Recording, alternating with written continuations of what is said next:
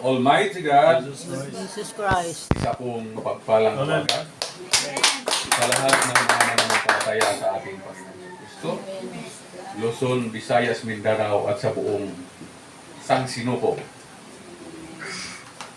Amin pong pinasasalamatan ang mga tumatangkilik sa pangangaral ng PBM Arbor Church under Christ Government, maging ang aming mga kapatiran sa mga karating pook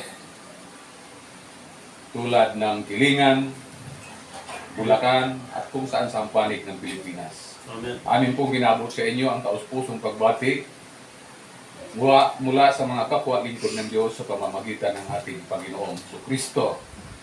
Kaya sa Diyos ang pinakamataas na papuri. Praise the Lord. Praise Sa patuloy po na pangangaral ng salita ng Diyos at sa patuloy na pagbubulay-bulay ng salita ng katotohanan, nararapat po na ang bawat isang mananampalataya ay lubusang maging hasa o talagang wilnon sa Kanya ang aral ng Diyos. Sapagkat bilang mga lingkod tayo ng Panginoon, mga brothers and sisters, kinakailangan na pamanghawakan natin ang isang katotohanan ng tunay ng doktrina ng ating Panginoon. Sapagkat sa panahon ito, lalong-lalo na ito'y panahonan ng last days, Amen. isang napakahalaga na magbalik tanaw tayo, magbalik aral tayo sa mga unang ipinangaral ng ating Panginoong Kristo. Nais ko po buksan ang talata ng aklat ng Bagong Tipan. Buksan po natin ang Mateo 4. Magsimula tayo sa ating pagbabasa sa 12 hanggang 17. Ganito po ang ating mababasa. Ang sabi dito, nang marinig nga niya na si Juan ay dinakip, ay umuwi siya sa Galilea. 13. At pagkaiwan sa Nazaret ay naparoon siya sa tumahan sa Capernaum, nasa tabi ng dagat, sa hangganan ng Nusubulon at Naphtali.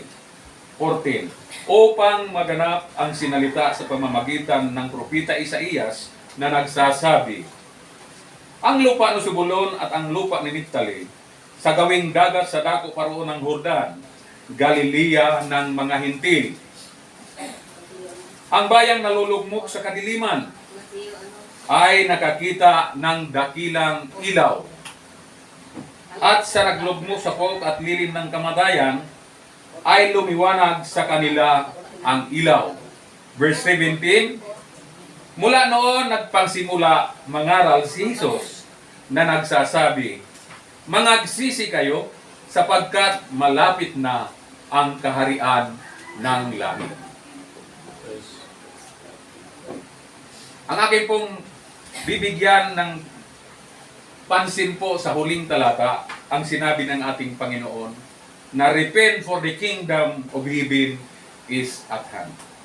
Kung mapapansin po natin ang takbo ng talata, ito ang pasinulang pangangaral ng ating Panginoon sa kanyang ministeryo dito sa lupa. Amen? Amen. Ang kanyang unang binanggit, mangagsisi kayo. Itong bagay na ito na pagsisisi, mga kapatid, hindi lamang dapat sa ating labi na mumutawi ang pagsisisi. Amen. Sapagkat ibig ng Diyos ng mga taong naglilingkod sa Kanya ay maiharap niyang sakdal sa Ama. Kaya kinakailangan na ang bawat isa sa atin bilang mananampalataya kay Kristo, ating tingnan o balikan natin ang ating buhay sa nakaraan. Lahat naman tayo, mga brothers and sisters, ay kinikilala natin ang ating pagkakamali. Maging sa isip, salita, at siguro.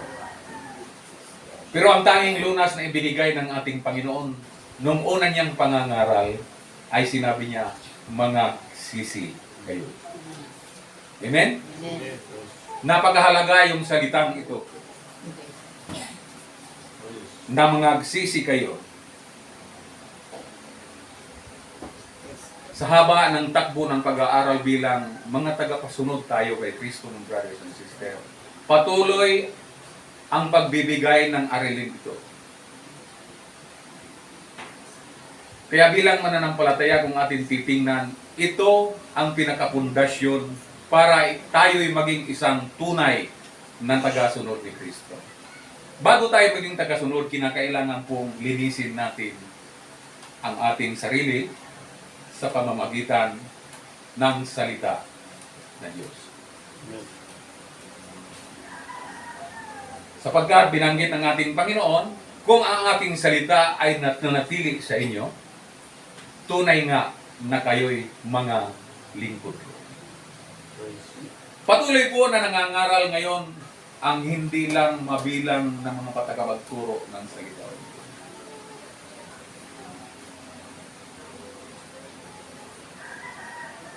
Ang tanging itinuturo ang mga kagandang loob ng ating Panginoon.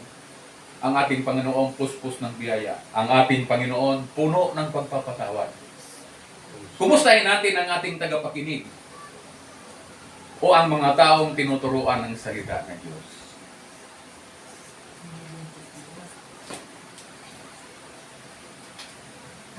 Nandoon po ba makikita natin ang salitang nagsisisi? Napakahirap po sa isang individual ang salitang ito. Bakit? Puspos ng pagsubok ang mundong ibabaw na ito natin ginagalaw. Pero ang sabi nga minsan sa ating naririnig, na makontrol lang natin ang 25% sa ating sarili, ay tumatapak na tayo sa salitang pagsisisi. Amen? Ang pagbabagong buhay, mga kapatid, hindi ganun kabilis. Mas mabilis pa ang paggawa ng bahay ng gagamba. Pero sa tao, gradual, unti-unti, nakukuha tayo mabago sa pamamagitan ng pangangaral ng salita ng Diyos. Praise. Kaya kung babanggitin natin ang tinsinulat sa talata ng Hebreo, pakinggan natin. Dahil mula pa noong unang panahon, sa panahon ng Ama, gumamit siya ng mga propita upang ipaabot sa pandinig ng tao at sa puso ng tao kung ano ang tamang daan ng tao para mamuhay na may kalugod-lugod sa paningin ng Diyos. Praise. Buksan natin ang Hebreo 2:3. Ganito po ang ating mababasa.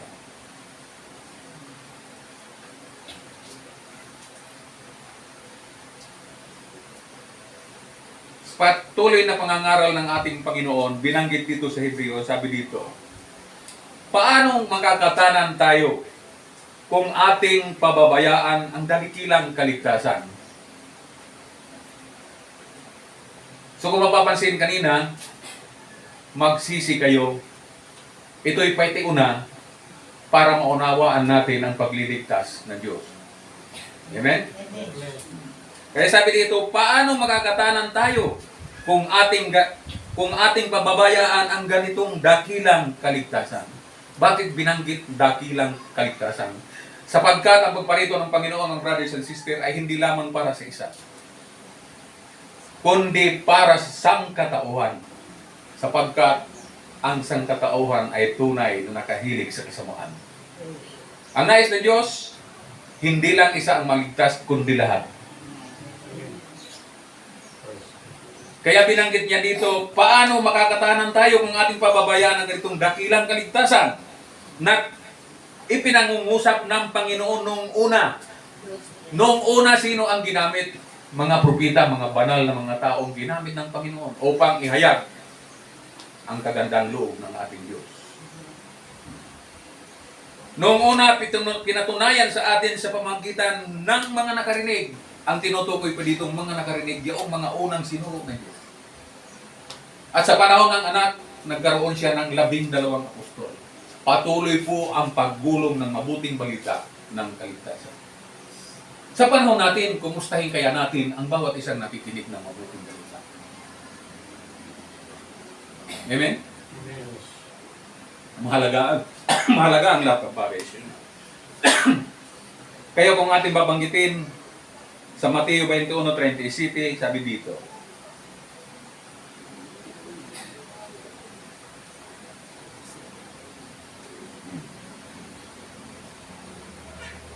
ang kagandahang loob ng Panginoon ay talagang napakalaki nga ng pag-ibig niya sa sanlibutan.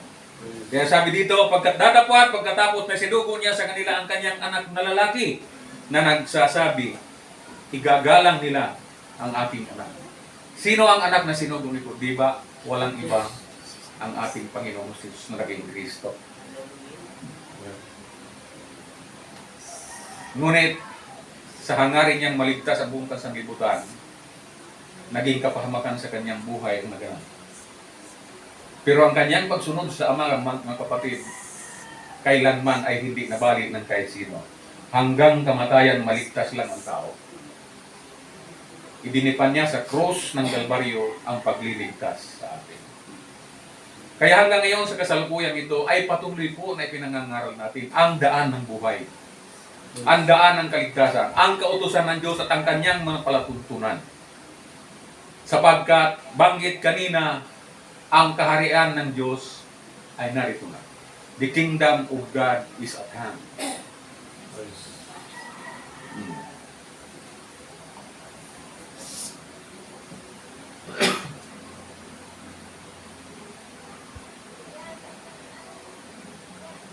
Sabi dito, sa Roma 13:11, mga kapatid, ganito ang ating mababasa.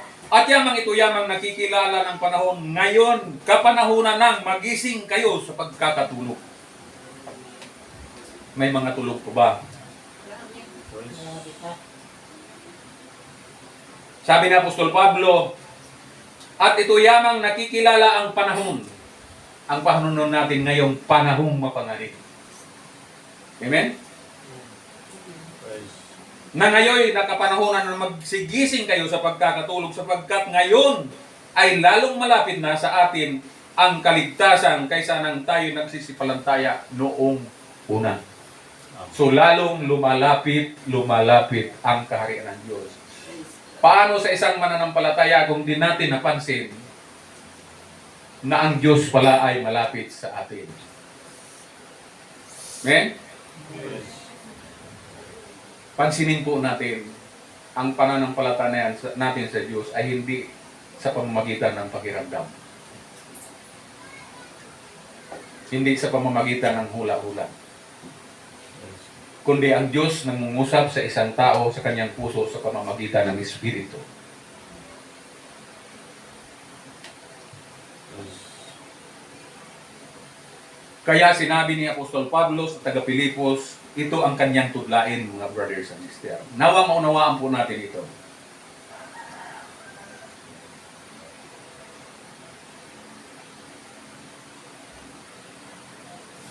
Mahaba-haba po ang ating babasahin.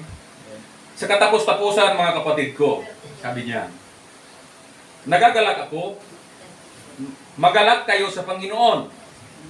Ang pagsulat ko nga sa inyo sa gayon ding bagay sa akin ay tunay na hindi nakangangalay. Ganong kahalaga ang isinusulat ni Apostol Pablo sa kaligtasan ng tao. Kaya wala siyang pagod. Ngunit sa inyo'y katiwasayan. Pansinin niyo, ang paghihirap ni Apostol Pablo tungkol sa Gospel of the Kingdom para sa ating katiwasayan. Verse 2, magsipag-ingat kayo sa mga aso. Magsipag-ingat kayo sa masasamang manggagawa. Magsipag-ingat kayo sa mga pagtutuli. Sapagkat tayo ang pagtutuli na nagsisisamba sa Espiritu ng Diyos. Tayo ba ay nagsisisamba sa Espiritu ng Diyos? So sa mga tuwid, tayo ay nasa pagtutuli. Amen? At nangangagpuri kay Kristo Jesus at walang anumang pagkakatiwala sa laman. Kinakailangan mapatay sa atin ang gawa ng laman. Verse 4, bagamat ako'y nakipagtiwala sa laman, na kung ang iba na ay nagkaakala na may pagkakatiwala sa laman, ay lalo na ako. Sabi ni Apostol Pablo. Verse 5, na tinuli ng ikawalong araw mula sa lahi ng Israel, mula sa angkan ni Benjamin. Hebreo sa mga Hebreo tungkol sa utusan ay Pariseo. Dito parang isinalaysay ni Apostol Pablo ang kanyang lahi at angkan. Ang kanyang pinagmulan. Amen? Pagdating sa 6, tungkol sa pagsisikap ay nag-uusig sa iglesia tungkol sa kabanalan ng nasa kautusan ay walang kapintasan. Gayon man mga bagay sa akin ay pakinabang ay inari kong kalugihan alang-alang kay Kristo. Yes. Ganon kasikap po si Apostol Pablo. Verse 8, sabi niya, oo nga, ang lahat ng bagay ay inari kong kalugihan dahil sa dakilang kagalingan ng pagkakilala kay Kristo Jesus na Panginoon ko. Na alang-alang sa Kanya ay tiniis ko ang kalugihan ng lahat ng mga bagay ay inari kong sukal lamang upang tamuhin ko si Kristo. Nawa ang lahat ng tudlain ng isang mananamba o isang tagasunod kay Kristo ay anuhin natin itong bilang isang pinakamagandang halimbawa ng tagasunod. Verse 9, at ako'y nasumpungan sa Kanya na walang katuwirang aking sarili sa mga katuwid baga sa kautusan, kundi ang katuwiran sa pamamagitan ng pananampalataya kay Kristo, ang katuwiran ng buhat sa Diyos sa pamamagitan ng pananampalataya. Verse 10, upang makilala ko siya at ang kapangyarihan ng kanyang pagkabuhay na maguli at ang pakikisama ng kanyang mga kahirapan na ako'y tumulad sa kanyang pagkamatay. Hindi pala biro ang maging lingkod ng Diyos. Amen? Isinalaysay ni Apostol Pablo siyang apostol ng Hintil. Verse 11, kung aking tamuhin anumang paraan ng pagkabuhay na maguli sa mga patay. Verse 12, hindi na ako nagtatamo na ako'y nalubos na, kundi nagpapatuloy ako. Baka sakaling maabot ko yung ikinaabot naman sa akin ni Kristo Jesus. Nagpapatuloy po ba tayo? Amen. 13, mga kapatid, hindi ko inaaring inabot. Datapwat isang bagay ang ginagawa ko, na nililimot ko ang mga bagay sa likuran at tinutungo ko ang mga bagay sa hinaharap. Yes. 14, nagtutumulin ako sa hangganan ng gantimpalang dakilang pagtawag ng Diyos na kay Kristo Jesus. May gantimpala siyang hinahabol. Kaya nagtutumulin siya. Kaya sabi nga madalas ng ating marinig sa ating butihing tagapagturo na malagi ba si Bishop, dito sa Baboy na kinakailangan di tayo patulog-tulog. Magmobilis tayo. Sapagkat may gantipala na dapat makamit ang isang Kristiyano. 15, kaya nga kung ilan tayong mga sakdal ay mag-isip ng gayon. At kung ang sa anuman pagkakaiba kayo ng iniisip, ipahayag naman ito sa inyo ng Diyos. 16, lamang ang mga nagsisilakad tayo ayon sa gayon ding ayos na ating inabot na. So itong bagay na to, lamang nagsilakad tayo ayon sa gayon ding ayos na ating inabot na. Anong bagay ito? Yung mga luma natin itong buhay. 17, mga kapatid, kayo'y mga kaisang tumulad sa akin. At tandaan ninyo ang mga nagsisilakad ng gayon ay yung sa halimbawa nakikita ninyo sa akin. Sapagkat, sabi dito sa verse 18, marami ang mga nagsisilakad na siyang madalas na aking sinasabi sa inyo. Nagtatagubilin si Apostol Pablo nung panahon na yun at sa kasalukuyang panahon sa ating panahon ngayon. Sapagkat marami ang nagsisilakad na siyang madalas sa aking sinasabi sa inyo, at gayo'y sinasabi ko sa inyo na may pag-iyak na sila'y mga kaaway ng krus ni Kristo. Mga kapatid, ang huling talata, naway ang bawat isang tagasunod ni Kristo ay huwag maging kaaway sa krus ng ating Panginoong Jesucristo. Nawa sa maising pagkabahagi ko ng salita ng Diyos na nagmumula sa banal na kasulatan, ay meron po tayong nadampot na kaunting mga tunay na aral na nagmumula sa Diyos. Amen. Maraming salamat Praise the Lord. at magandang umaga. Sa Diyos ang pinakamataas na papuri. Praise the Lord.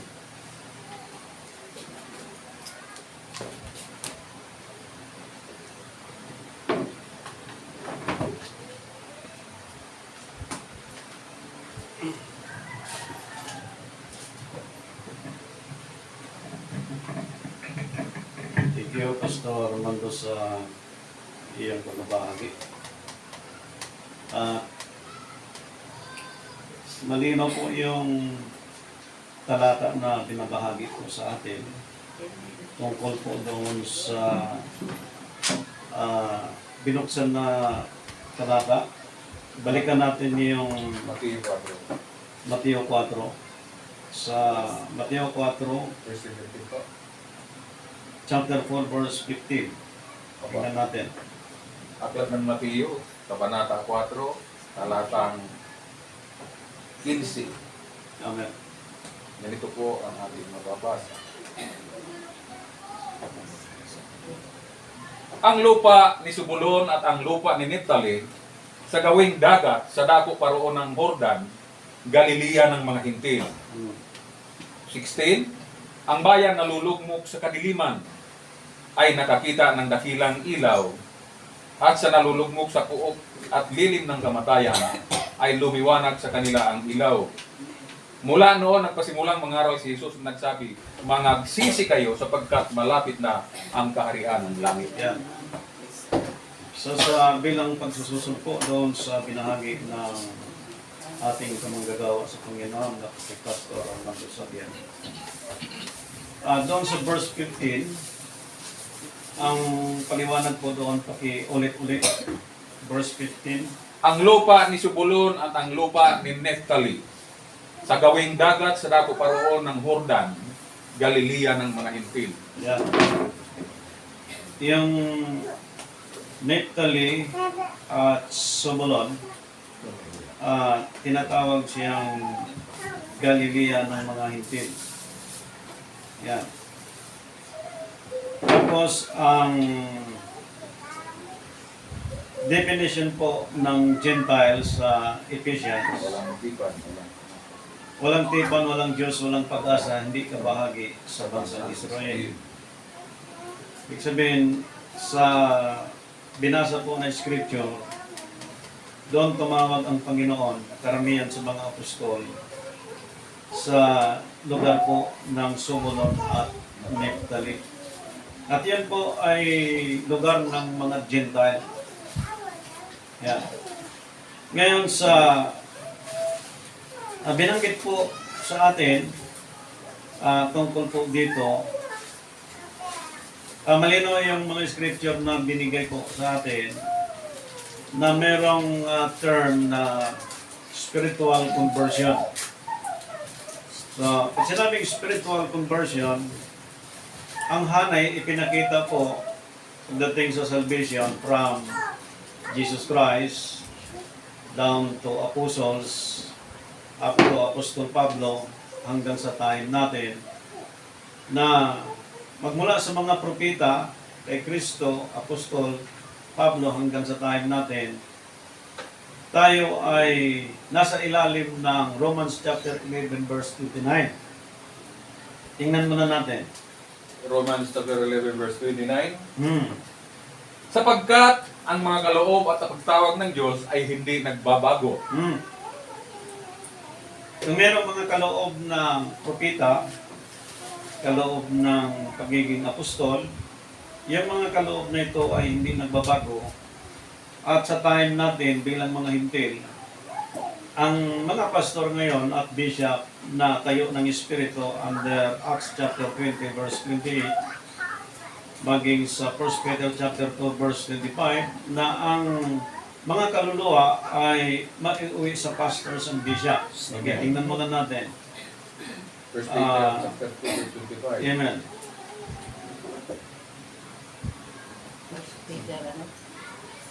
Sapagkat kayo'y gaya ng mga tupang nangaliligaw. Datapwat ngayon ay nangagbalik kayo sa pastor at obispo ng inyong mga kaluluwa. Yan. So, yung church, that they have pastors and bishop, na ang pinaka-head, na pinaka-overseer, like Apostle Paul, walang iba yung bishop. Amen. At yung bishop po sa hanay ng pag-aaral, magmula sa pari, bishop, cardinal, hanggang sa pope. At yan po ang ino-organize sa hanay po ng mga leader na kailangan sundin ng bawat pamunuan na itinlaga kung ano po ang kanyang position. Halimbawa, bishop.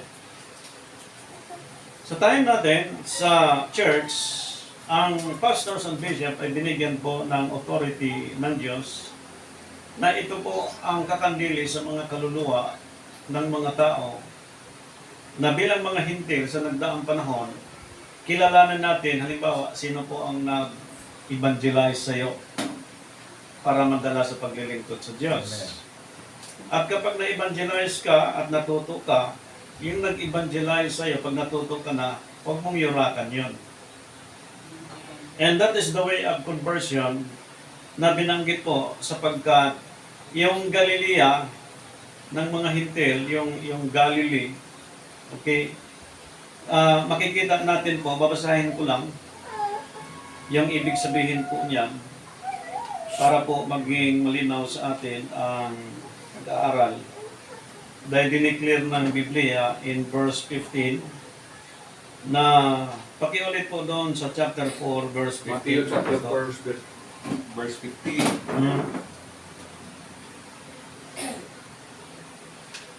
Ganito po ang mababasa namin. Ang lupa ni Subulon at ang lupa ni Naphtali sa gawing dagat, sa dagat paroon ng Jordan, Galilea ng mga hintil. Yeah. So, merong tatlo tayong isi-share na tinatawag na Galilea ng mga hintil. Kung ano bang ibig sabihin nito? Ng Galilea. Okay? Sa paliwanag po dito kukunin natin po yung paliwanag sa dictionary para po makuha natin sa mga ilang nag-aaral. This was also one of the name of reproach given to the early Christians. Julian the Apostate, as he is called, not only used the epithet himself when referring to Christ and his apostles, but he made it a law that no one should ever call the Christians by any other name. So that is why, if you are Christians, born again Trinitarian or Christ believers, Christian ka pa rin. At yung Christian ay established na po sa buong daigdig na pag sinabi mong Christian, anong klaseng Christian ka? Roman Catholic or Catholic? Pag sinabing Catholic, Catholics means universal. Amen. Pag sinabing universal, either Trinitarian ka, Christian ka, or born again Christian ka. Pag sinabing Catholic, lahat yon in general na po siya.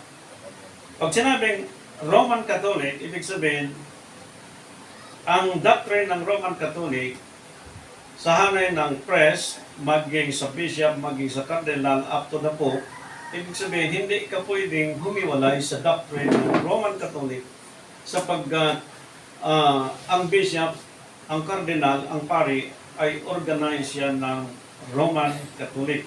Ngayon, kung ano ang doctrine ng Pope, hindi mo pwedeng hiwalay ang mga ito. Amen. Also, ang hanay sa salvation, ang mga apostol hindi hiwalay kay Kristo, at yung mga pastor hindi hiwalay sa sulat ng mga apostol, Amen. at yung mga na-evangelize from any religious na dala ka sa Christian, yung nag-evangelize sa'yo, lifetime mong kilalanin as your head, Amen. na yun ang ginamit ng Diyos para madala ka sa paglilingkod. Even marami ka nang natutunan, memorize mo yung Biblia, matutunan mo na lahat yon, kilalanin mo yun is, as a lifetime, as a servants of the Lord, na yun ang nag-evangelize sa'yo. Example, nung humiwalay ang mga apostol kay Christ, after His death and resurrection, nag-scattered po sila, ang aral nila ay hindi po nagkaiba. Amen. Ibig sabihin kung ang isang individual na hindi mo nagustuhan ang aral, no, from other church at lumipat ka sa ibang church, at naintindihan mo ang aral ng Panginoon, hindi mo dapat baguhin yon. So, ano po ang naging problema dito? Tingnan nyo Sa paliwanag ng salitang Galileans, number 1, yung word na, but he made it a law that no one should ever call the Christians by any other name. By any other name. So pag sinabi mong Christian ka, sa madaling sabi, tulad ng binasa ng ating kapatid sa Scripture, na lahat yung sinabi mo, lahat ng pinamuhay mo, aral ng Diyos. Pag sinabi ng Biblia na ito po ang kailangan gawin ng tao na sumamba sa Diyos sa Espiritu, sumamba ka sa Espiritu, hindi sa larawan. So pag sinabing Christian, yung doctrine ng Christian, from Christ, up to Apostle, hanggang sa time natin, yan din po ang ating susundin na pagdating sa conversion, spiritual conversion, makikita natin yung hanay kung paano po ang ginawa ng Diyos magmula kay Kristo hanggang sa mga apostol hanggang sa time natin. So, isa pa po ang isi-share natin tungkol po dito sa binasa natin na pangalawa. Okay, babasahin ko lang po mga kapatid, ha? Pakinggan nyo lang, alam ko, naintindihan nyo ng English. Amen. Amen. Okay. Another one, the terms of Galilee. An inhabitant or native of Galilee. Ano ibig sabihin ng native? Tagalian, taga-litigo siya, taal na taga-Galilea. Taal na taga-Galilea, mga ninuno. Amen. Una pang panahon, pinanganak ka, nagkaroon ng apo. Doon kumuha karamihan ng Panginoon ng mga apostles. Okay? Ancestral. Ancestral, yan. Sunod.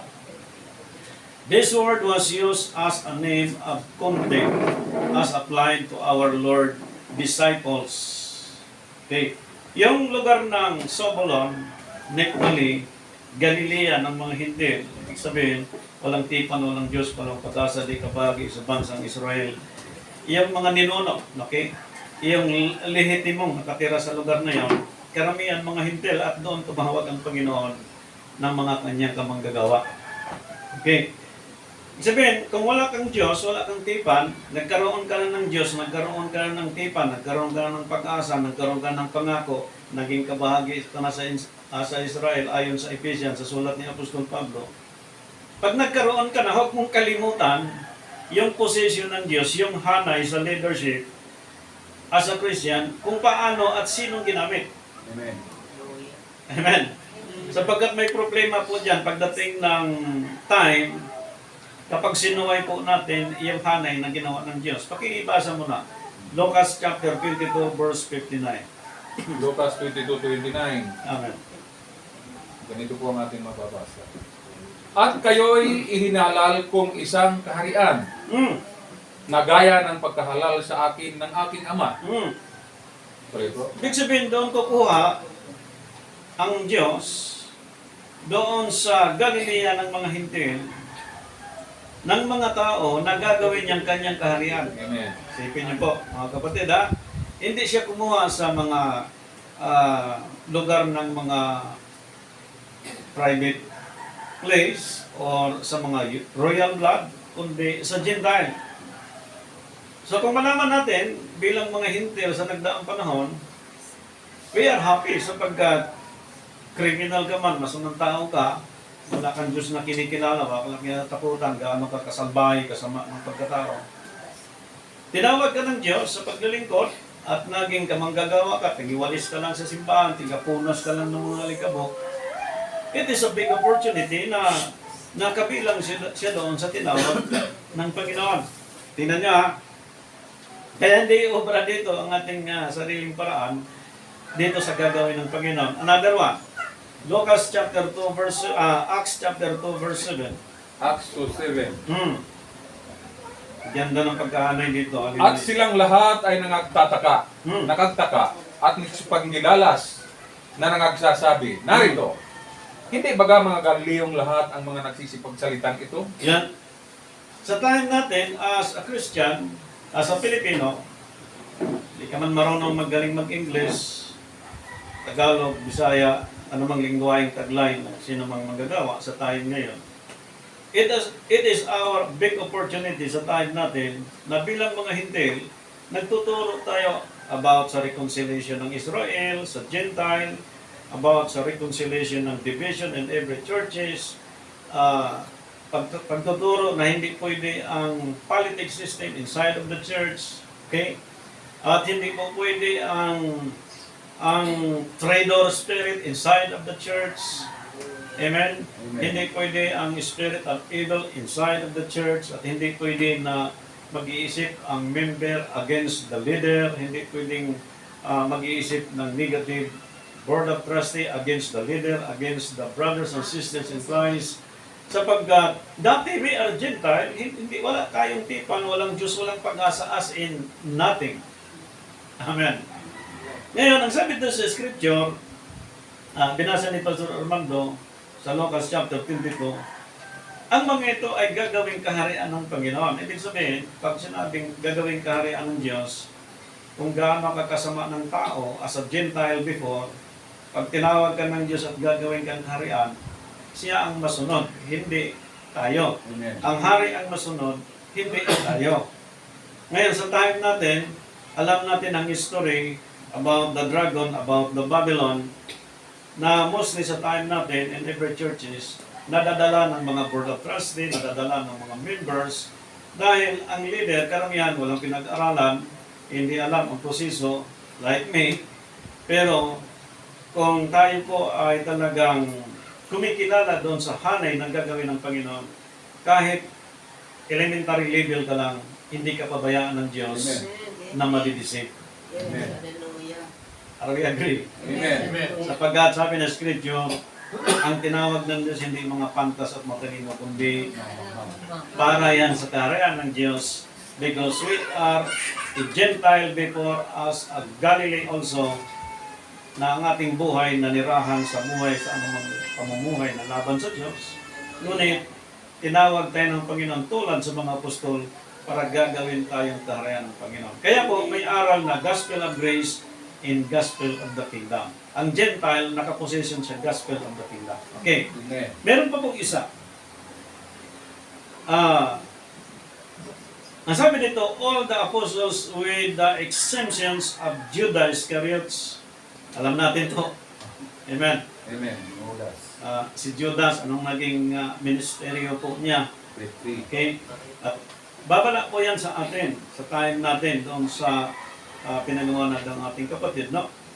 Tingnan natin, Acts chapter 1 verse 11, tingnan muna natin. 1:11. Na nagsasabi naman, kayong mga lalaki taga Galilea, bakit kayo nangatayong tumingin sa langit? Itong si Jesus na tinanggap sa langit mula sa inyo, ay paparitong gaya rin ng inyong nakikitang pagparoon niya sa langit. Yung mga taong nakatingin sa Panginoon, after 40 days ng kanyang seminar about the kingdom, tuloy-tuloy yun, 40 days na seminar niya sa mga apostol, na tinuturo niya tungkol sa kaharian ng Panginoon. Ay sa atin, ang seminar natin, actually, meron lang ibang mga church na 3D seminar. Discipleship, 1 month, 2 months, minsan 1 hour lang. Ay yung sa Panginoon, 40 days ang seminar po na tuloy-tuloy. No? At dito po, nakatingin sila. Habang pumaroon ng Panginoon sa ulap, sa langit. At may nagsabi sa kanila na yung tinitigan nila, yung nakita nyo, literal na pumaroon, siya rin makita niyong babalik. Magtaka ka, itong mga Gentile na ito, itong mga Galileans, sila yung kinausap ng anghel na yung nakita mong pumanik, siya din bumalik. Sipin nyo po, sa kanila binigay yung instruction tungkol sa pagbabalik. Sa time natin, ang hanay na pinakita from Jesus Christ, Apostle, hanggang kay Apostol Pablo, hanggang sa time natin, yung hanay niya, ganun po. Ibig sabihin, pag nasundan natin yung hanay, na inahanay ng Panginoon, as a Gentile before, perfectly, maintindihan mo na ikaw pala ay kabilang doon sa gagawing kaharian ng Panginoon. At doon sa kaharian na yon, alam natin, may king, may queen, at may mga soldiers yan, may mga katimbang yan sa sa loob ng bahay, sabihin natin mga katulong, may tigalabad yan, may tigalinis, lahat po kumpleto. At ang king, nakasitting down ng po yan at nagmamasid po sa paligid. Amen. Amen. At hindi pwede ang isang janitor and after how many years magiging feeling king siya. It's not like that because the perceptions of Satan or evil mentality gusto niyang humigit sa Diyos. Sa time natin, as a Gentile before, kaya nilagay tayo as a Gentile at yung talata, karamihan tinawag ng Panginoon at tinawag na Zebulun at Naphtali, Galilea ng Gentile, para wala tayong pwedeng ipagmalaki sa Diyos. Excuse me. Amen. Amen. Kung naging pastor ka, naging bishop ka, continue lang sa paglilingkod, sa pangaral, sa pagbabago. Tuloy-tuloy lang. Hindi po na pag natutok tayo, okay, bubungguin na natin ang mga apostol, bubungguin na natin si Kristo. Hindi po ganon. Because we are Gentile before. At ito po ang natutunan natin sa tulong ng Diyos. Okay. Amen. Where Galileans, Peter was detected by his Galileans ancient. Makikita natin sa Matthew chapter 26 verse 69. Pakibasa mo na, Pastor. 26:69. Amen. Ganito po ang ating babasa. Nakaupo nga si Pedro sa labas ng looban Mm. at lumapit sa kanya ang isang alilang babae Mm. na nagsasabi, ikaw man ay kasama ng taga-Galileang si Jesus? Yan. Si Pedro, nakita ng babae at alam ng babae na nakita si Pedro na ito si Pedro kasama ng Galilea na si Jesus. Oh. Merong ganong understanding ang babae na taglay niya na nadetect ng babae na si Peter ay kasama ni Jesus na isang Galileo. Amen. Amen. Tingnan niyo ang Christian sa time natin ngayon. May mga churches na iba't iba pang mga grupo. Dapat pag nagkasalubong sa iba't ibang lugar, palengke, mall, saan man, every or after or during the service, makikita mo yung brother, sister, kumusta po? Amen. Kumusta na po kayo? Buhay pa ba kayo? Malakas pa ba kayo? Pinagaling na ba kayo ng Panginoon? Ganun po. Hindi yung kami yung tama, kaya yung mali. Iba kami, iba kayo. Hindi po ganun. Sapagkat ang Galileans, ang Zebulun at Naphtali, doon po nagmula yung salitang hintil, doon galing yung mga tao na mga ancient people na talagang walang pagkaalam tungkol sa Diyos. Although may mga alam silang paniniwala about traditions, na yung mga ritual, yung mga pamahiin, mga ancient people. Although may mga alam sila at natutunan natin din yan nung lumaki tayo at sa tulong ng Panginoon, na-discover natin ang katotohanan na mayroon mga tinatawag na spiritual conversion na ginagawa ng Panginoon. Okay, Amen. last one. Dito po sa isa, pag sinabing Galileans or Galilee, magkaiba po siya sa salitang Galilees. Okay. Magmula sa isa, nagigipong dalawa. Yan na. 3, 4, 5. Yan yung binasa natin kanina. The inhabitants of Galilee, the northern province of Palestine. Nilagay na po. Dinesign na yung Galilee na ito na ang lugar niya is the northern province of Palestine or Palestino. Doon pong area niyan. Sa Palestine, sa northern, merong south, merong west, merong east. At tandaan natin, yung pinasok nila ni Caleb at ni Josue, yung Kanaan, yung mga tao doon, mga higanti. At karamihan sa mga Palestine, mga Pilistino, mga matatangkad, Amen. At itong Galilee, wala siya sa center, kundi sa area siya ng Northern Province of Palestine. So hindi naman tayo mga imported na tao, medyo tayo kasi mga Pilipino. Medyo malayo sa atin yon. Kasi mostly sa mga Gentile, actually ang aral sa Gentile, 69. before, na talagang walang Diyos, walang pag-asa, hindi ka bahagi sa bansang Israel. Ang pinaghahanap nila yung material things. Amen. Hinahabol nila yung material things. Kasi wala silang alam tungkol sa Diyos. 69. Pero naiintindihan nila yung aral tungkol sa Diyos sa pananampalataya hanggang sa panahon natin. Hindi ka na nag-alala na wala kang stock na isang sakong bigas, wala kang perang marami sa bangko. Hindi ka na nag-iisip noon sapagkat dumating na sa iyong pananampalataya na it is a big opportunity as a Gentile before na tinawag kayo sa paglilingkod sa Panginoon. Para po, hindi na tayo nakatingin sa sarili natin, kundi sa Panginoong Jesucristo na. And that is why, tumawag ang Panginoon ng mga apostol sa area po ng mga Galileans sapagkat doon talaga magsimula ang panimula ng pagposisyon ng mga apostol hanggang sa time natin na pag sinabi ng mga apostol, ito yung turo, ito yung aral, tayong mga Gentiles, sunod tayo, hindi tayo pwedeng mag-practice uli doon sa ating mga ancient tiyuhin at tiyahin na may mga ritual at pamahiing alam sapagkat pagdating kay Christ, lahat sa Kanya na po nauwi. So itong binanggit po sa huli, nais ko na yung pagpatuloy. The apostles were all Galileans, were all. Pag sinabing were all, lahat sila taga Galilee. Yun. Hallelujah. Hindi po taga-Amerika ito, kundi lahat taga. Galilee. Okay. So ang tanong, bakit taga Galilea? Sapagkat ang Galilea ay tinatawag na Hintil. Walang pagkakaalam yon sa Savior, walang pagkakaalam sa Redeemer. Ang nasa isip lang nito, may Diyos, okay, itong paniniwala ko, itong aking natutunan. So pagdating dito, inilinaw, the apostles were all Galileans by either birth or residence.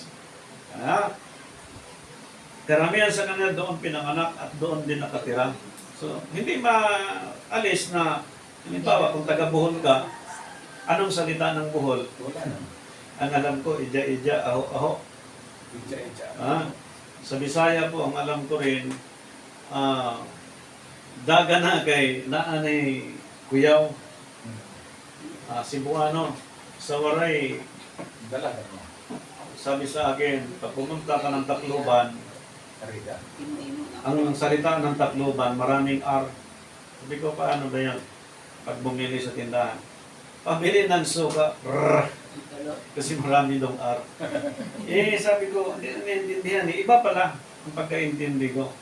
So, ang language ng bawat Pilipino that we have 6,000 languages more than in the whole world, na may iba't iba pong pag-uugali, pagkatao, na lahat tayo tinipon, dinala kay Kristo, sinunod natin ang aral sa mga apostles, na kung kayo noon ay may lahing 7, ngayon 14 na, sa habitant natin na pinagmulan hanggang sa time natin, dumami na ang population. Ang Pilipino nga, mayroon ng 113 million. Supposedly, in the whole world, mayroon tayong more than 7 billion. Binawasan na ng COVID. So medyo, di ko malaman kung kumunti o marami. No? Pero, billions na po tayo ngayon. So, ang paliwanag din po dito, binasa na kaya na yung Acts chapter 1 verse 11. It appears also that the pronunciation of those Jews who reside in Galilee had become peculiar probably from their contact with their Gentile neighbors. Kaya ang problema ng Jew, pagdating sa Greek, pagdating sa time natin, hanggang kay Christ, hindi maalis po na if you are a Christian, meron kang karakter na may pagka-Jew. Okay? If you are Christians, meron din pong pag-uugali tayo na hindi maalis, na medyo may pagkamaldita tayo, may pagkasalbahe tayo, minsan may wala tayo sa sarili natin minsan na parang nabigla tayo.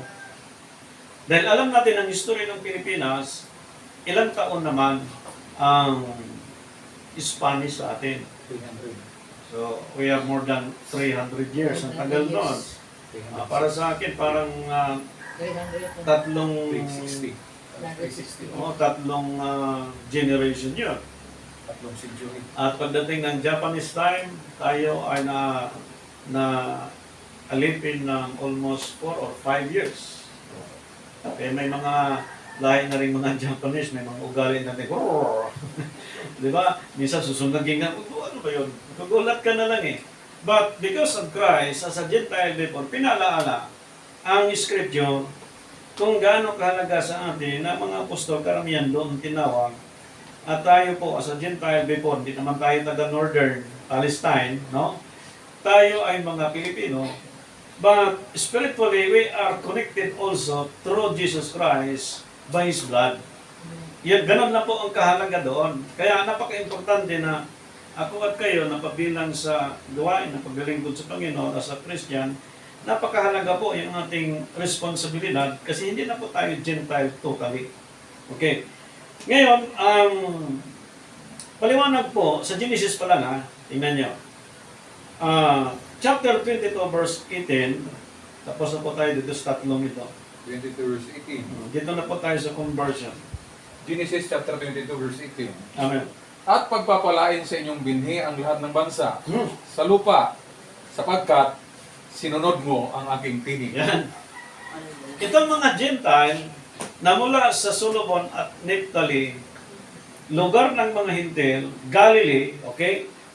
Pagdating po sa spiritual conversion, hindi lang sa time ni Christ nangyayari yan, doon pa lang ang promise ng Diyos nag-start na sa Old Testament. Amen. Amen. Ang tanong, sino ang kausap dyan ng Diyos?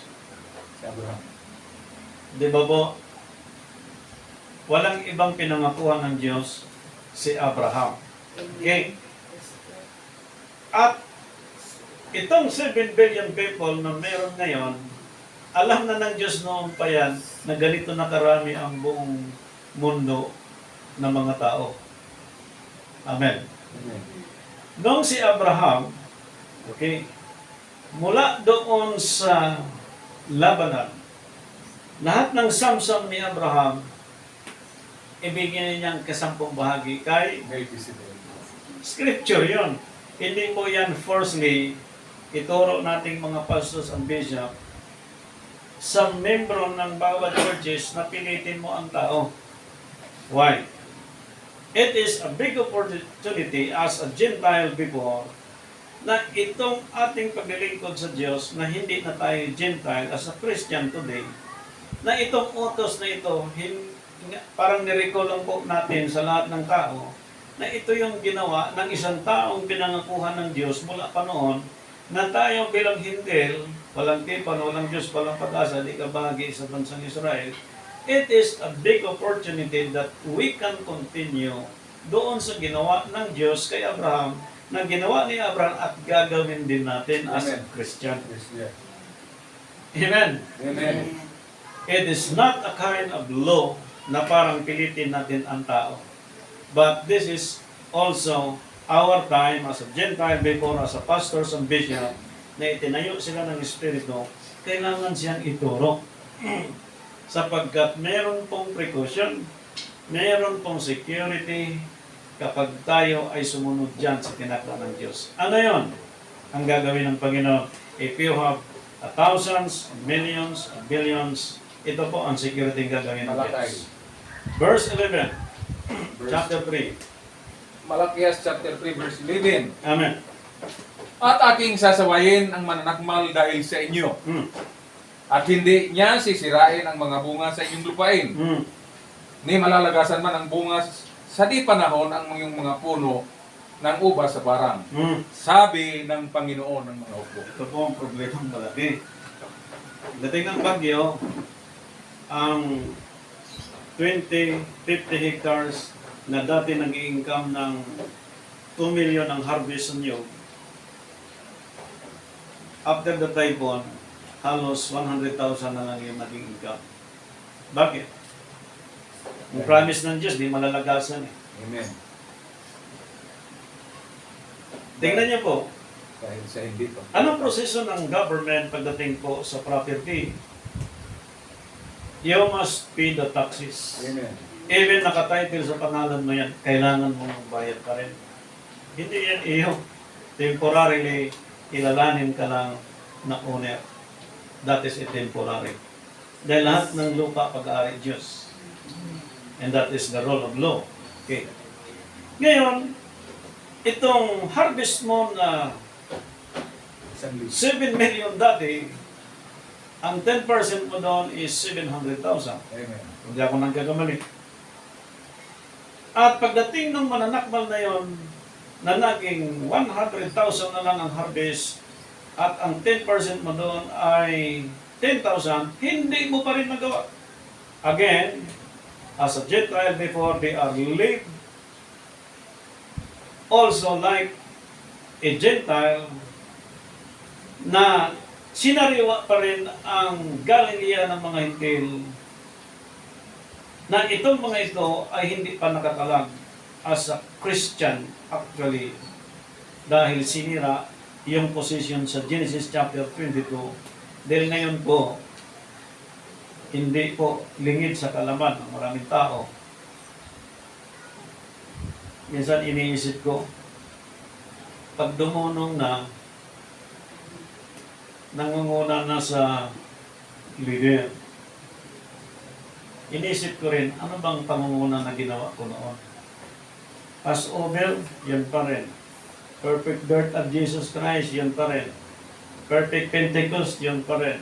Perfect Feast of Tabernacle, yun pa rin. Praise the Lord. Wala akong sinuway.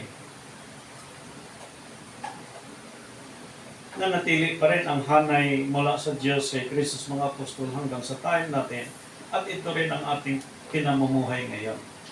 And hopefully, sa ilang mga pastors, pinaiiral po ito. Ngayon, balikan natin ang isa pang paliwanag ni Haring David as a king of Israel on the time. Psalms chapter 22 verse 27. 22-27. Amen. Lahat ng mga wakas ng lupa ay nakakaalala at nagsisipanumbalik sa Panginoon. At lahat ng angkan ng bansa ay nagsisisamba sa harap mo. Malinaw po. Sa Pastors and Bishop, Minister of Reconciliation, Philippine International Missionary, huwag mangyari po na makaalaala tayo at makapanumbalik sa Diyos kung naka-wheelchair na tayo. Aanuhin mo yung gintot pilak, tagilid na ang katawan, lahat ng tao may galit sa iyo.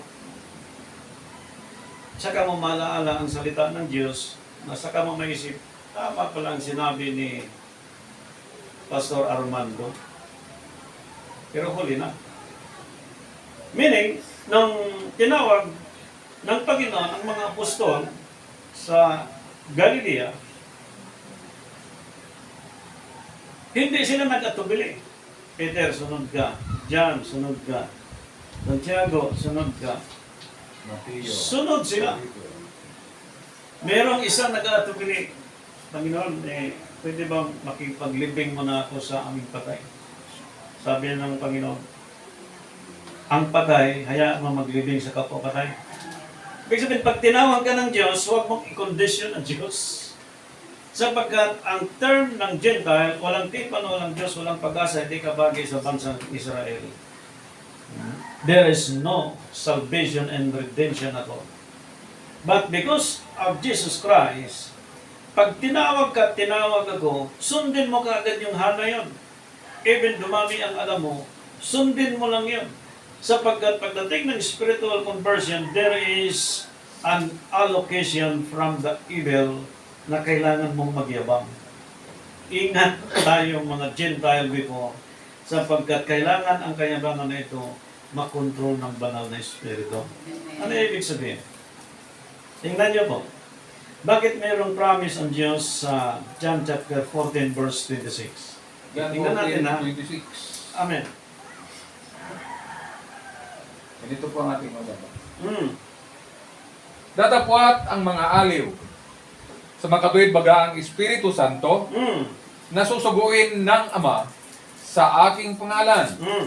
Siya ang magtuturo sa inyo ng lahat ng mga bagay Mm. at magpapaalala ng lahat na sa inyo'y aking sinabi. Yun. Ako'y naniwala po na ang pagtuturo ng banal na espiritu at pag-aalala ng banal na espiritu, ito po ang time na kailangan pakinggan ng buong daigdig ang paalaala ng banal na espiritu at pagtuturo ng banal na espiritu. Hindi na po nagmula sa saserdote, mula sa angka ng Levita. Hindi na po nagmula sa anumang angkan ang pagtuturo, kundi mula na sa banal na espiritu. If you are a Christian, if you are a Muslim, Buddhism, Taoism, Hinduism, lahat po ngayon, in more than 7 billion people, ang magtuturo ngayon banal na espiritu. Isipin niyo po, bilang Hintil dati, kinonvert sa spiritual, sumunod sa promise ng Diyos, spiritual, literal, and material.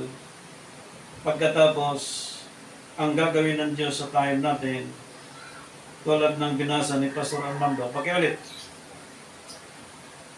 Datapwat ang mga aliw sa makatuwid bagay ang Espiritu Santo na susuguin ng Ama sa aking pangalan. Ibig sabihin, pag hindi sinunod po natin ang banal na Espiritu sa pangalan ng Ama, sa pangalan ni Jesucristo, under chapter 17, verse 6 in John, ibig sabihin, hindi tayo nakikinig sa Espiritu. Amen. Kinakalaban natin ang Espiritu. Amen.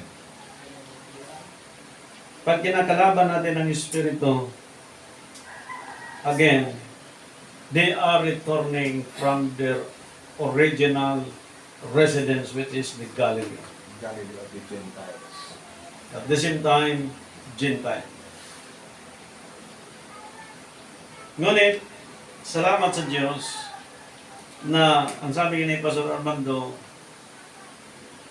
ang 25 and 75%, ito po ay hindi pinaniwalaan nila. But, lahat ng doktor sa buong daigdig, aminado na hindi mabubuhay ang tao kapag walang bakterya. Tayo nagkasakit pag sumobra na po yung bakterya.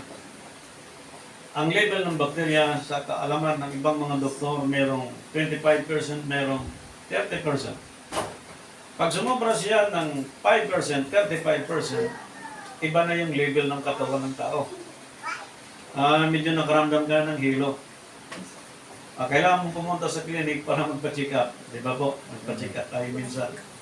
Lapit mo doon, high blood ka, anemic ka. Dahil sumobra na po ang bakterya sa katawan, maaaring sobrang sa pagkain, kulang sa pagkain, mga ganun po, kulang sa vitamina. Kaya advisean tayo ng mga doktor, itong kainin mo, itong kainin mo, itong inumin mo. Pag kulang ka naman sa tubig, which is 75% that we live as a human being, kulang ka sa tubig, kailangan mag-iinom ka. Hindi ngayon, ang mga bata po, pagkatapos kain, isang lagok lang, baba ng tubig. Tayo namang sinanay si tatay, ipusin mo yan, ito pa, nag-aaway na lang kayo. Mga bata ngayon, mas gusto pa soft drinks. Kaya paglaki, pagdating ng 75 or 55 years old, nahihilo, pag-check up, may diabetes. Pero ngayon, marami ng solution tungkol po sa maraming sakit. So, ang katawan natin is abnormal. Wala na sa level, both 75 and 25%. Down to the spiritual level, ang ating yung level sa spiritual ay talagang sobra-sobra na. Wala na sa tamang level. Because of the system from the Galilee, the Gentile, Zebulun, and Naphtali, base sa Scripture, kaya po tayo nagka-problema ng sobra-sobra dahil ang ating mga leaders na nagdaan talagang na-penetrate ng traditions of man. Now, we need to hear the power of God through Jesus Christ, led by His Holy Spirit anytime today. Ang conversion po, ito ha. Ang conversion, kanina sinabi na ng Diyos about Abraham tungkol sa promise niya. Amen. Pagdating sa time natin. At pagdating sa time ni David, in chapter 22 verse 27, binasa ng ating pastor, sundan mo po in chapter 86 verse 9. Anong aklat po? Psalms. Psalms Hmm. 86 verse 9. Amen. Ganito po ang ating mapabasa. Psalms chapter 86 verse 9. Lahat ng mga bansa sa iyo'y nilalang ay nagsisiparito Hmm. at nagsisisamba sa harap mo, O Panginoon, Hmm. ang kanilang luwalhatiin ang iyong pangalan. Isipin niyo po, the reason why that we have missionaries in our time, hahanapin ng Panginoon at sasamba sa kanyang pangalan. Amen. Amen. But even today that we have a mafia or CIA or FBI, the intelligence in the whole world. Alam niyo, maraming missionary ngayon, ang purpose to roaming around the world is treasure. Hindi na po soloining, kundi treasure. Material things. At hindi liit sa inyong kalaman, maging sa mga matataas na tao, ang tungkol po dito, even the government. Alam po ito lahat. Ngayon, in any churches, down to the followers or members, or as a simple followers in Christ sa time natin, yung propesya po, yung pag sinabing foretold, ang tawag po sa foretold yung hula. Hulaan mo, o manghula ka. Kaya meron pong manghuhula. O sige, magpahula ka nga kung anong mangyayari mo after sa buhay mo after 1 year. Di pahula ka ngayon, magkano bayan? Okay lang kung libre. Ngunit, ang scripture from Genesis chapter 22, Psalms chapter 22, Psalms chapter 89, hindi po ito hula. Kundi sinabi sa time nila na itong mangyayari sa ating panahon at walang prediction na nangyayari, kundi hinulaan ito through Jesus Christ na mangyayari ito sa mga Gentiles sa time natin. Amen. Talagang mangyayari siya. Sapagkat ang mga propeta sumulat tungkol po dito like Moses, like Isaiah, like Ezekiel, sumulat sila tungkol dito. Okay, puntahan natin si Propeta Isaiah, chapter 9, verse 2. 9 verse 2. Ang bayan na lumalakad sa kadiliman ay nakakita ng dakilang liwanag. Silang nagsisitahan sa lupain ng lilim ng kamatayan, sa kanilang sumilang ang liwanag. Yan ang ating position dati as a Gentile before, as a Christian now, sa time natin. Ngayon nakakita tayo ng liwanag. Sumilang. Oh. Di salamat sa Diyos. Dahil dati, ang ating kalagayan dilim. Wala tayong nakitang liwanag eh. Walang tipan, walang Diyos, walang pag-asa. Hindi tabagi sa bansang Israel. Na ang inisip ng mga Hintil na ito, mang-hold up, pumatay, nakaw. Wala silang niluluhurang Diyos eh. At mostly sa time natin that we have many missionaries sa time natin, pagka sinabi mo, pag tinanong mo, do you believe the law and ordinance of God? Reverend, ang sagot sa iyo, no. Wala na. Hindi naman lahat po. Dahil karamihan ngayon pong nag-tour around the world, parang tour na lang na makita yung Pilipinas, makita yung Japan, makita yung Amerika, yung kagandahan ng mga beach, yung kagandahan ng mga kahoy, yung kagandahan ng mga building. But today, if you can go to the BGC, Makati, or Taguig, makikita mo ang buong mundo. Ang dagat ng Amerika, dagat din natin. Ang dagat ng Europe, dagat din natin. Ang puno sa maraming bansa, may puno din tayo. So anong reason na kailangan mong mag-travel? Yes, brother, because I have 2 million I can go around the world because I have a training in 5 million. Okay. What is your purpose to go around the world? Just bombing. To study, to share the Word of God, Sa exit. at yun lang ang iyong purpose, wala nang iba. Yeah. Question po siya. Nang sabi ng Scripture, pumaroon sila, umikot sila, hinanap nila ang Diyos, at nung nasumpungan, sumamba sila. Kanyang pangalan. Walang material na pinag-uusapan. Because the material is shall be added into us. Ang material things hindi nakaposisyon para po sumamba ka sa Diyos at nakasumpong ka ng totoo sa Diyos. Ang material things is Bawang idaragdag. idaragdag na lang po. Ang material things. Pero pag nasira ang isang tao sa material things, ang spiritual and also the righteous life of those men and women today, mahirapan kang makarecover. Because there is a big weight sa material things na dumagan sa iyo at hindi ka na makakilos. And that is why sa time natin, this Gentile foretold ang prophecy ng Diyos sa mga apostol hanggang kay Kristo maging sa time natin. Ako po, naramdaman ko.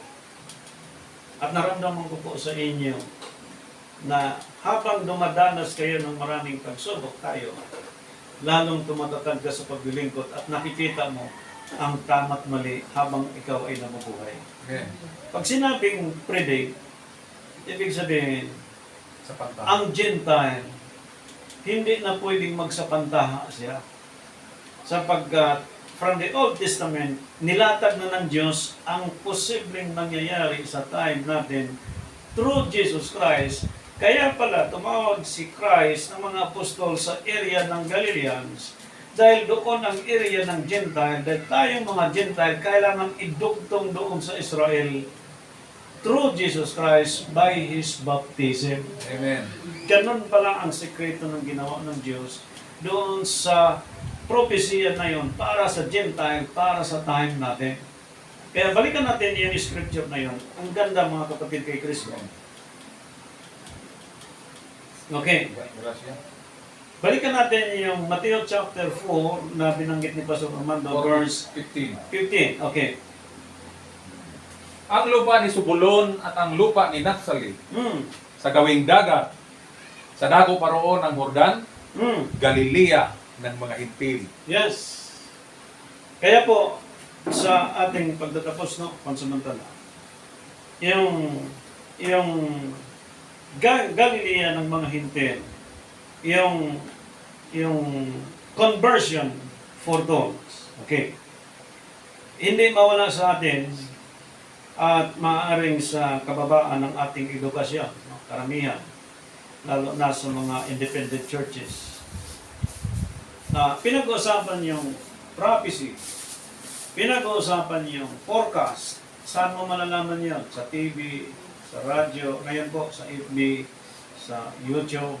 May mga information, mga forecast, pangyayari, bagyo, lindol, tsunami, kaguluhan sa iba't ibang panig ng daigdig. Nakikita natin sa international na information, gamit po ang mga teknolohiya, na sa time natin, pag sinabing forecast or foretell or predict, year 2000, the coming of our Lord Jesus Christ, may mga nag-predict kung ganon, year 2020 o 20, mga ganon po. May mga nagpipredict. But in reality, ang conversion foretold, bago lumitaw si Kristo, meron nang sinabi ang Diyos doon sa time ni Abraham, sa time ni David, na pagdating niya hanggang sa time natin, naganap kay Kristo, pag pinag-uusapan ang prophecy, si Kristo yung tunay na propeta, si Kristo yung tunay na mensahero, si Kristo ang tunay na Savior, si Kristo ang tunay na Redeemer, na kahit ito ay Galilea ng mga Hintil, okay, Subulon at Naphtali, walang problema para sa Diyos na sa time natin kahit gaano kalaki ang problema at suliranin crime na na-involve ang isang tao, pag tinawag siya ng Diyos, that is our time and my time and your time to hear the secrecy of His sacred position. Since then, up to in our time. Amen. Kaya ako kahit dati paramura, ugali ay ugaling lahi ng mga Spanish, may lolo tayong Spanish, di ba? Sa tulong ng banal na Espiritu, pinapakontrol natin. Amen. Amen. At habang kinokontrol ng banal na Espiritu, ang conversion ng Panginoon, like sa time natin, sipin niyo po, pagsasakyan ang pinag-uusapan, ang galing ng mga Pilipino mag-convert. Amen. At alam natin kung anong klase ng sasakyan na ganito, pag i-convert mo sa ganito, ang ganyan, yung pangit, mapapugi mo. Sa time natin, kahit lahat natin mga may hirap, sa spiritual conversion, aayusin ka ng Diyos dati. Libraso ka lang, gutay-gutay suot mo, wala kang pakialam sa mukha mo at buhok mo. Ngayon, iaayos ng Diyos unti-unti yan. At kapag tinignan mo sarili mo sa salamin, naiisip mo, bagay pa ba ako? Pero pag naisip mo, kinonvert ka ng Diyos from your old residence as a Gentile before, pag tinignan mo sarili ngayon, gagawin ko ito because of our Lord Jesus Christ. At ang king, under Hebrews chapter 12, verse 2, umupo sa kanan ng Ama, hindi pwede ang king na ang kanyang queen walang ligo, walang linis.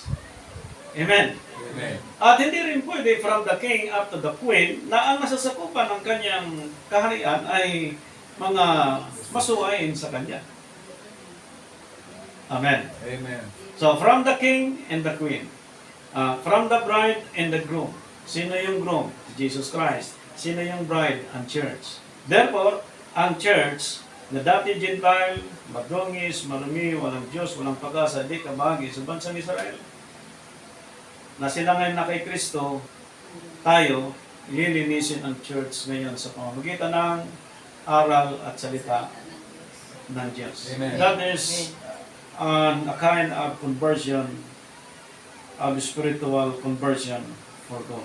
Amen. Sa araw na ito, tayo nagpupuri, nagpasalamat sa Diyos sa first day of the week natin pong pinag-iwang under Daniel chapter 2, 9 verse 27.